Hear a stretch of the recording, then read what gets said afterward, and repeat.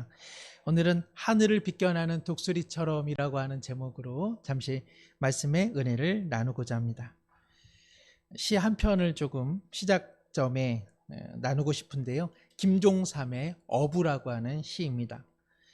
바닷가에 메어둔 작은 고깃배 날마다 출렁거린다. 풍랑에 뒤집힐 때도 있다. 화사한 날을 기다리고 있다. 멀리 노를 저어 나가서 중얼거리려고. 살아온 기적이 살아갈 기적이 된다고. 산호라면 많은 기쁨이 있다고. 시인은 자신의 인생을 작은 고깃배에 비유하고 있습니다. 그러면서 산다는 것이 그저 출렁이는 바다 한복판의 작은 고깃배처럼 속절없이 풍랑에 뒤집혀지기는 해도 인생 살다 보면 화사한 날도 있지 않겠냐고 이야기하고 있습니다. 그 어느 화사한 날이 오면 자신은 먼 바다로 나가 인생을 뒤돌아보면서 이렇게 중얼거리고 싶다는 것이죠. 야, 살아온 것이 기적이었구나. 그래, 살아갈 날도 기적이다. 힘들어도 사니까 기쁨이 있구나. 이렇게 노래하면서 삶을 따뜻하게 긍정합니다. 우리 모두도 매일매일 출렁이는 바다 한복판에서 때때로는 답답하게, 때때로는 어지럽게 인생을 살아가고 있죠. 시인이 살아온 기적이 살아갈 기적이 된다는 이 말이 살아온 것 은혜요, 살아갈 것 은혜라는 말로 다시 되새겨서 우리 가운데 들려오게 됩니다. 산호라면 많은 기쁨이 있지만 사실 살아가면서 얼마나 피곤한 일이 많습니까? 얼마 전에 북서울 숲을 이제 처음 한번 이렇게 제대로 한번 돌아본 적이 있습니다. 동문 쪽으로 가니까는 사슴 방목장으로 연결된 곳이 있더라고요. 제일 먼저 눈에 들어온 것이 사슴의 그 맑고 맑은 눈망울이 아니라 녹용이었습니다. 그러니까 그들의 그 사슴의 뿔 참 귀하겠다. 참 좋은 것을 가지고 다니는구나. 아침에 제가 비타민도 먹었고 우루사도 먹었는데 자꾸 참 그 녹용이 좋아 보인다. 그래서 제가 사슴 앞에서 참 미안한 마음이 들었습니다. 예전에 OECD 40개국 대상으로 해서 일과 삶에 대한 균형 관련한 조사를 했습니다. 일하는 것 그리고 삶을 누리는 것 어느 정도의 만족도를 가지고 있는가 하는 조사 결과 우리나라는 최하위권인 37위를 기록했습니다. 일을 열심히는 하지만 삶에 대한 만족도가 최저라는 것이죠. 일하는 시간은 참 많은데 일상적인 수면은 늘 부족하고 스스로 삶에 대한 행복과 만족도가 약한 나라, 그것이 우리가 살고 있는 우리나라입니다. 여가 시간이라고 하는 것도 마땅히 어디서 배워본 적 없기 때문에 개인 시간에 뭘 해야 될지도 때때로는 잘 모릅니다. 그래서 TV 시청 열심히 하고 핸드폰으로 또 인터넷으로 검색하는 것, 조금 더 나가서 어디가 맛집이다 하면 그 맛집 가서 사진 찍어 보는 것, 그 정도가 우리의 취미라 할 수 있습니다. 우리 시대의 심의 모습이라고 하는 것은 갈수록 경제 능력과도 결부되어 있어서 쉬기 위해서는 돈이 있어야 하는 소비적 쉼이 팽배해지고 있습니다. 나는 생각한다, 고로 존재한다 라고 하는 어느 철학가의 명제가 오늘 우리 이 시대는 나는 소비한다, 고로 나는 존재한다로 뒤바뀌어져 있습니다. 핸드폰과 인터넷을 통해 다른 사람의 삶의 모습을 엿보면서 우리도 유행 감각을 따라가려고 무척 애를 쓰죠. 타인의 쇼핑, 타인의 먹거리, 타인의 취미생활, 타인의 음식, 심지어 타인이 기르는 반려견을 우리는 열심히 시청합니다. 또 타인의 아이가 갖고 노는 장난감도 오늘 많은 사람들이 시청하고 있습니다. 그러나 그러한 시청 속에서 우리는 사람들은 저렇게 사는데 나는 뭐하고 사는 거지 하는 박탈감과 상대적 빈곤함이 커져가죠. 피곤해서 잠시 켜본 인터넷 세상에서 나와 다르게 멋지게 살아가는 사람들의 과장된 이미지로 인해 우리는 더욱 마음이 지쳐갑니다. 믿는 사람들이라 다르지는 않을 것입니다. 우리도 비슷하지 않습니까? 믿음으로 이겨내며 또 믿음의 시각으로 세상을 바라보기는 하지만 신앙의 회의가 밀려올 때도 참 많죠. 하나님을 잘 믿었는데 삶의 형편이 어려워지고 인생이 더욱 수렁으로 빠지는 것 같을 때 우리도 하나님에 대한 원망감이 생깁니다. 이럴 바에야 차라리 천국에 빨리 갔으면 좋겠다, 이런 생각도 엄습해 오는 것이죠. 그러다 보면 세상에 소위 잘 사는 사람들 뒷구녕으로 나쁜 짓 해서 그렇게 된 거지 라고 하는 자기 연민과 자기 의가 생기기도 합니다. 오늘 본문 40장 27절에 이렇게 기록되어 있습니다. 야곱아, 어찌하여 내가 말하며 이스라엘아, 내가 이르기를 내 길은 여호와께 숨겨졌으며 내 송사는 하나님에게서 벗어난다 하느냐. 이스라엘 사람들이 하나님을 향해 답답한 토로를 할 때에 우리 하나님께서 말씀하신 내용입니다. 여기 야곱이라고 하는 것은 이스라엘을 두고 하는 말인데 왜 하나님께서 야곱아라고 부를까요? 야곱이라고 하는 말은 이스라엘을 향한 하나님의 친밀한 애정의 칭호라고 할 수 있습니다. 야곱이라는 사람 조금 약삭빠른데 우리가 미워하기가 참 어렵습니다. 왜냐하면 그의 삶에는 슬픔이 있기 때문에 그렇죠. 야곱은 가족을 속였는데 그는 훗날 가족에게 속임을 당하였습니다. 야곱은 고향을 일찍이 떠나 부모님을 뵙지 못하고 그리고 형제 간의 다툼 속에 타향의 진한 서름이 무엇인 것을 배웠던 사람입니다. 야곱은 불행한 결혼을 했고 사랑하는 이들을 먼저 잃었던 사람입니다. 그래서 하나님께서 이스라엘을 야곱아, 야곱아 하고 부를 때는 하나님의 그 애잔한 마음이 여기 녹여져 있습니다. 어미가 애잔한 마음으로 자녀를 향해 아이고 내 새끼 내 새끼라고 부르는 것 같습니다. 때때로는 아유 우리 강아지라고 부르는 것과도 같습니다. 오랫동안 험지에 있다가 돌아온 아들, 그 아들을 껴안으며 하는 말, 혹은 아이들 먹여 살리느라 고생을 바가지로 한 딸을 두고 하는 말, 바로 그 말이 야곱입니다. 얼마나 고생이 많았니? 내 새끼야, 내 강아지야. 그런데 자식은 늘 부모님의 마음을 모르죠. 이스라엘 사람들도 하나님의 마음 모르기는 매 한 가지였습니다. 그래서 그들은 내 길은 여호와께 숨겨졌고 내 송사는 하나님에게서 벗어났다. 내 고생길을 하나님께서 알기는 아십니까? 내 송사, 원통하다는 뜻인데 내 원통한 일에 대해서 하나님께서는 무심한 분 아닙니까? 이렇게 항변하고 있는 것이죠. 그런 이스라엘을 향해 하나님께서는 야곱아, 내 새끼야, 내 강아지야, 왜 그 삶을 내가 알지 못하냐? 너는 나에 대해 듣지 못하였느냐? 이렇게 말씀하십니다. 오늘 본문이 이사야 40장인데요. 이 40장은 상당히 중요합니다. 이사야서는 크게는 1장부터 66장인데 1장부터 39장까지는 하나님의 심판, 40장부터 66장까지는 하나님의 구원과 회복에 대한 내용입니다. 성경 66권 중에 이렇게 어느 한 부분에 있어서 앞과 뒤가 이렇게 다른 성경책이 별로 없습니다. 그런데 이사야서는 이 40장이 이처럼 전반부와 후반부가 아주 분수령으로 나누어지는 책입니다. 그래서 하나님의 구원을 선포하는 이 40장 1절은 이렇게 시작합니다. 너의 하나님이 이르시되 너희는 위로하라, 내 백성을 위로하라. 너의 하나님이 이르시되 너희는 위로하라, 내 백성을 위로하라. 야곱이, 이스라엘이 무엇을 잘해서 하나님께서 심판을 거두시고 회복의 메시지, 내 백성을 위로하라 이렇게 말씀한 것 아닙니다. 사실 세상에서 가장 위로받으셔야 될 분이 있다면 우리 하나님 아니신가 싶습니다. 하나님이야말로 위로가 필요한 분이시죠. 우리 얼마나 하나님에게 상처를 주며 살아가고 있습니까? 우리 얼마나 하나님을 상처 주며 살아가는 인생입니까? 야곱, 이스라엘, 그리고 우리 모두 하나님을 잘 의지하지 않고 세상의 욕망과 견주어서 하나님을 참 뭔가 부족한 분으로 하나님을 모욕하는 일이 얼마나 많이 있습니까? 하나님께서 이 땅에 사는 우리를 향해 그러나 위로해 주시겠다고 말씀하십니다.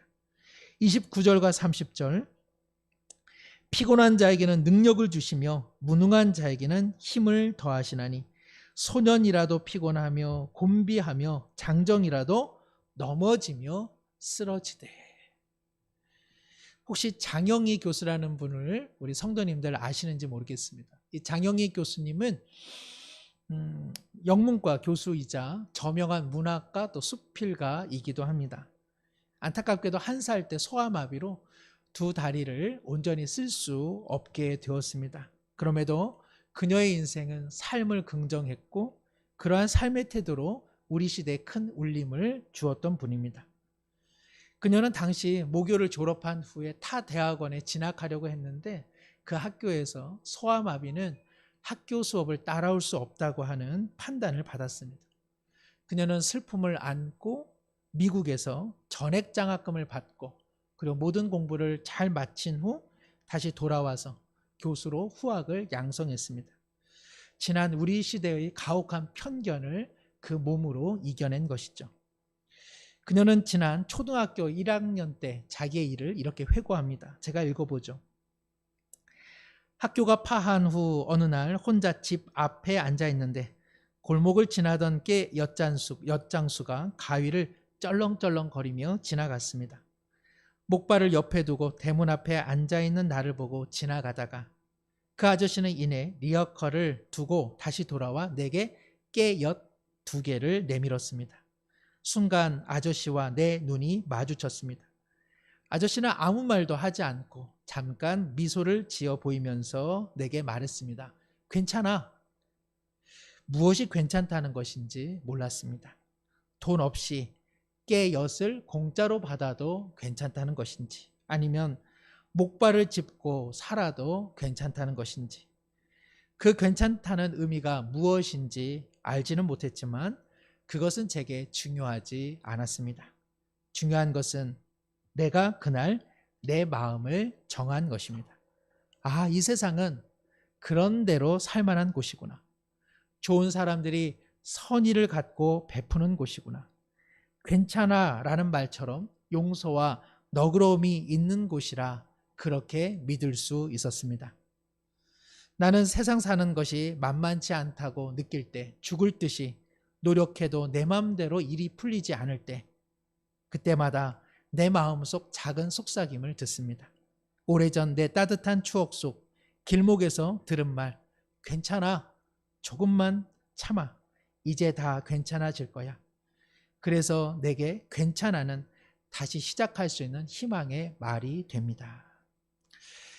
사랑하는 성도 여러분, 친구들의 노는 모습을 우두커니 바라볼 수밖에 없었던 1학년 아이의 마음, 그 마음을 어찌 이 깨 엿장수는 알았는지 돌이켜서 연민의 마음을 갖고 그 깨를 내밀며 괜찮아 괜찮아 하고 위로해 주었던 것이죠. 저는 이 글을 읽으면서 우리 하나님께서 오늘 우리 가운데 그렇게 말씀하시는 것 아닌가 생각해 봅니다. 이야, 힘들지. 참 먹고 사는 일이 보통 일이 아니지. 아이들 키우느라 얼마나 속상하냐. 부모님도 갈수록 어린애가 돼가니 손이 많이 가지. 너는 잘 지내니? 내 몸은 살피고 있니? 이제는 몸이 너란다. 내 마음은 성하니? 행복하니? 내가 너에게 힘이 되니? 내일 그리고 앞으로 어떻게 살지 막막한 때가 참 많지. 괜찮다. 괜찮아.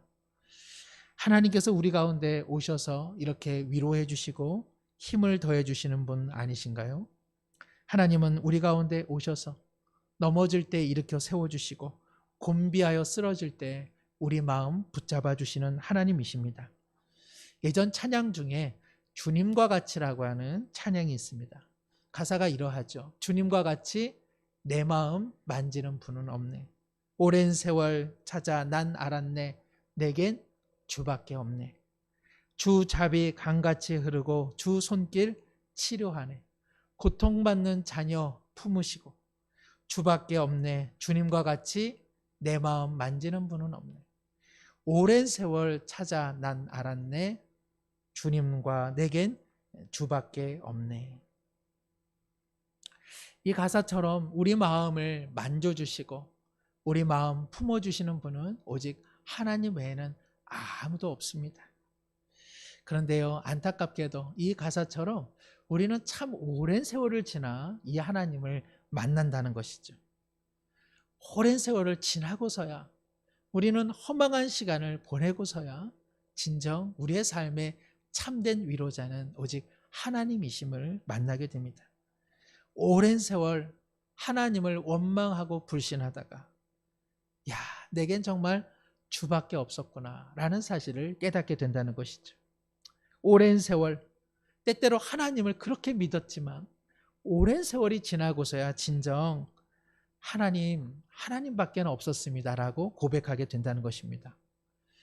참 이상하죠. 왜 그럴까요, 우리는?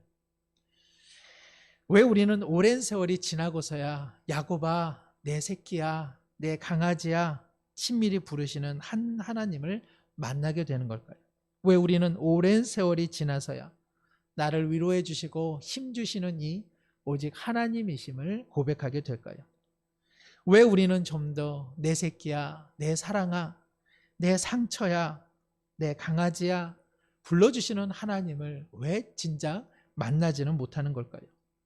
왜 우리는 오랜 세월 그토록 우리에게 십자가에 피 묻은 보혈 그 손길로 우리에게 손 내밀어 주시는데 우리는 으르렁거리면서 때로는 하나님 앞에 무례하면서 때로는 하나님 앞에 거친 말을 쏟아내면서 하나님의 마음에 그토록 상처를 주며 살아온 것일까요?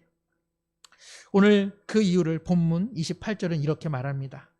너는 알지 못하였느냐 듣지 못하였느냐 영원하신 하나님 여호와 땅끝까지 창조하신 이는 피곤하지 않으시며 곤비하지 않으시며 명철이 한이 없으시며.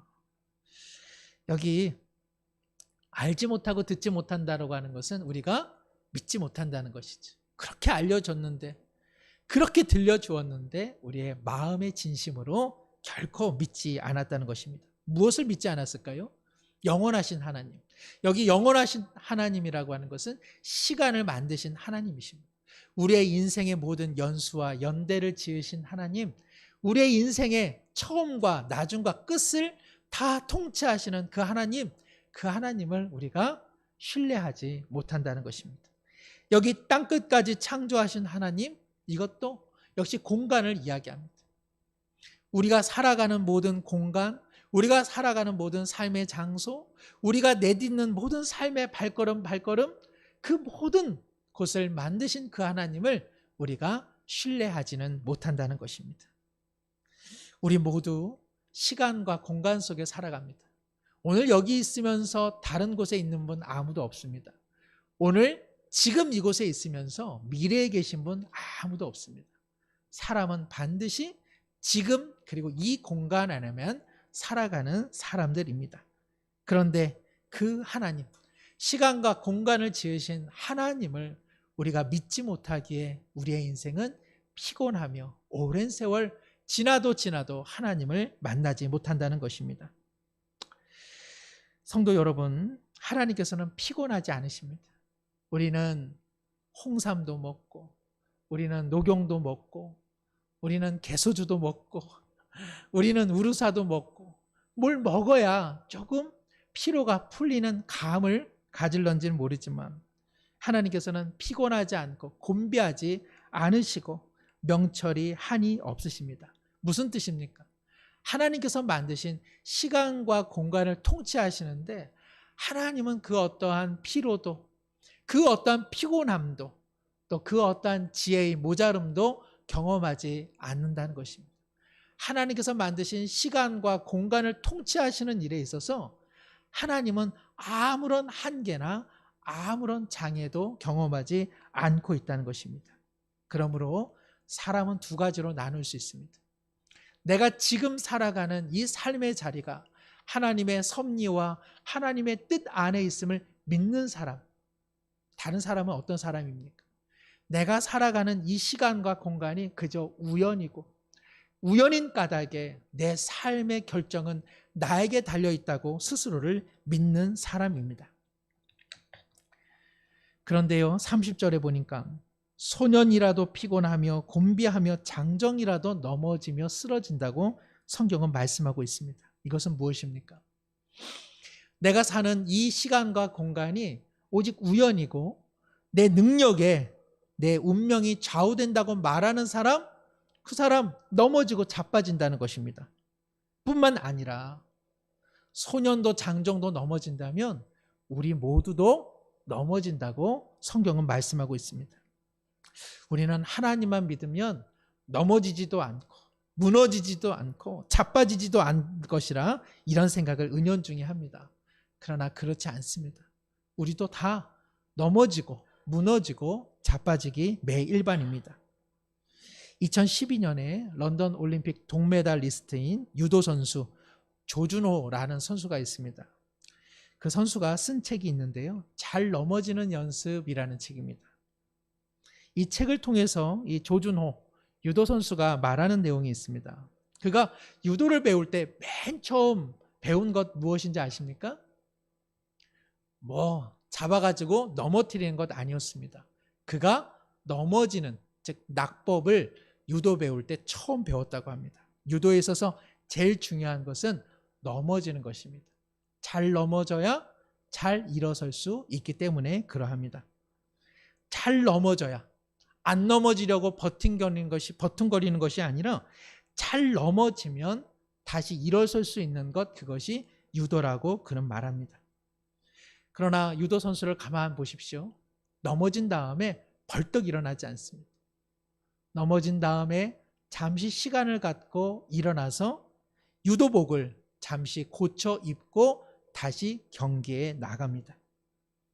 바로 넘어지는 것이 필요하고 일어설 때에 차분히 일어섬을 통해 다시 삶의 경기에 임할 수 있는 것입니다. 하나님의 자녀됨의 표징은 넘어지지 않는 것, 자빠지지 않는 것, 무너지지 않는 것, 쓰러지지 않는 것, 그것 아닙니다. 넘어져도 괜찮고요, 쓰러져도 괜찮고 때로는 나자빠져도 괜찮습니다. 중요한 것은 무엇입니까? 넘어질지라도 일어설 수 있는 것입니다. 자빠져도 다시 하나님의 손 붙잡고 일어설 수 있는 것, 그 사람을 성경은 하나님의 자녀라 말하는 것입니다. 참으로 하나님의 자녀는요, 넘어지고 쓰러지고 자빠지지만 하나님의 은혜가 있음을 알기에 다시 일어서는 사람들입니다. 하나님께서 위로를 베풀어 주시기에 그 힘을 의지해서 일어나는 사람입니다. 오랜 세월이지만 드디어 하나님을 만나 주님만이 내 상처와 내 아픔을 보다듬는 분이라 고백하는 사람들, 내게 손 내밀며 괜찮아 괜찮아 말씀하실 때 그 손 붙잡고 일어나는 사람들, 바로 이 사람들이 하나님의 사람들입니다. 그래서 오늘 성경 31절에 이렇게 말합니다. 오직 여호와를 앙망하는 자는 무엇을 얻으리라? 새 힘을 얻으리라. 나자빠졌다고 울 것 아닙니다. 쓰러졌다고 해서 자포자기할 것 아닙니다. 하나님을 앙망하면 하나님께서는 새 힘을 주시는 줄로 믿습니다. 앙망한다는 것은요, 우러러 바라본다는 것입니다. 우러러 하나님만을 바라보는 자, 하나님을 신뢰하는 자, 바로 그러한 사람에게는 어떠한 일이 일어납니까? 오직 여호와를 앙망하는 자는 새 힘을 얻으리니 독수리가 날개치며 올라감 같을 것이라. 무수한 사람들이 자기 힘을 의지하여 소년이라도 장정이라도 곤비하고 피곤하여 나자빠지고 무너진 바로 그때에 하나님을 앙망하는 자는 바로 그 자리에서 벌떡 일어나서 독수리가 날개쳐 오름과 같이 비상할 수 있다고 성경은 말씀합니다. 독수리는요, 일반 새들과는 달리 도약이 좀 필요하다고 합니다.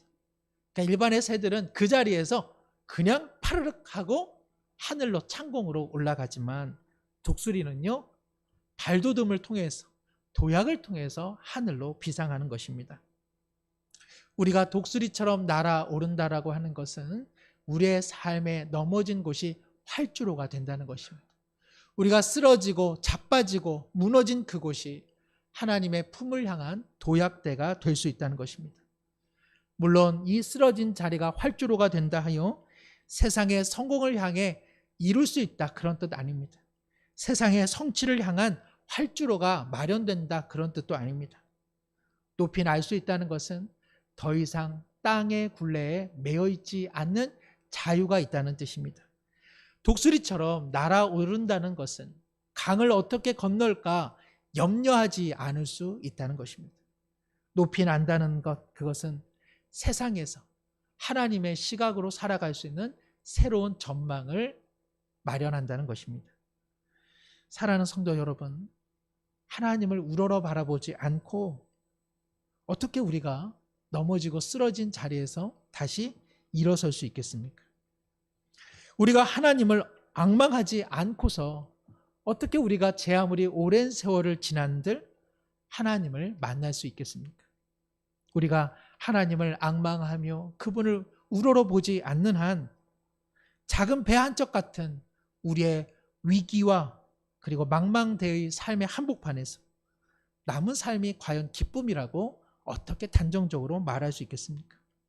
역으로 하나님만을 바라볼 때, 하나님만을 앙망할 때 우리는 야곱아, 내 새끼야, 내 강아지야 부르시며 내 마음 만져주시는 하나님을 만나게 되는 줄로 믿습니다. 오직 하나님만을 앙망할 때 우리는 살아온 날이 기적이구나, 살아갈 날도 기적이겠구나, 살아온 날도 은혜였구나, 살아갈 날도 오직 은혜구나 고백하게 되는 줄로 믿습니다. 오직 하나님만을 앙망할 때 우리는 우두커니 살아가는 사람들에게 우리도 다가가서 괜찮아요, 인생 그래도 너그러움이 있고 그래도 살만한 곳이라고 우리가 손을 내밀어 줄 수 있지 않겠습니까? 오직 하나님을 앙망할 때 우리는 넘어진 자리, 쓰러진 자리, 나자빠진 자리가 하나님을 향해 비상할 수 있는 은혜의 활주로가 됨을 다시 한번 보게 되는 줄로 믿습니다. 한 주간 살아가실 때 세수한 듯 맑은 가을 하늘을 우러러 바라보실 때 여호와를 앙망하여 독수리처럼 다시 날아오르는 새 힘이 우리 모든 성도님들과 가정 가운데 부어지기를 간절히 축복합니다. 기도합니다. 하나님 아버지, 살아온 기적이 살아갈 기적이 됩니다. 하나님께서 베풀어 주신 은혜가 앞으로 살아갈 은혜가 됩니다. 이 거친 땅에서, 이 거친 삶에서 우리 모두는 오랜 세월 상처받았고 진실로 위로해 주는 이 없어 세상에 헛된 것을 찾아다녔습니다.